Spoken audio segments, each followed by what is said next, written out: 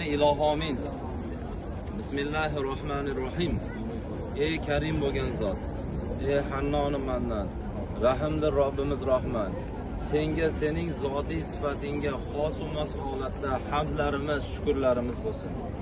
Habibimiz, Nabiyimiz, Rasulimiz Muhammad Mustafa sallallohu alayhi va sallamga durud, salovat va salomlarimiz bo'lsin.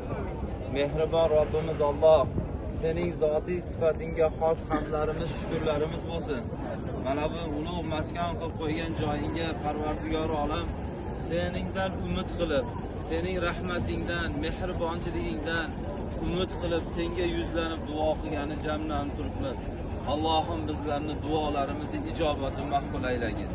Ya Robbil alamin, bizlarni boqaman deb, bizlarni yediraman deb, bizlarni ichiraman deb, kechani kecha, kunduzni kunduz demasdan, sovuqni issiqni demasdan, ishlab mehnat qilib, namozlarida, ro'zalarida kamchiliklari bilan bolam yaxshi yashasin deb o'tib ketgan ota-odalarimizni Alloh rahmatingga olgin. Amin.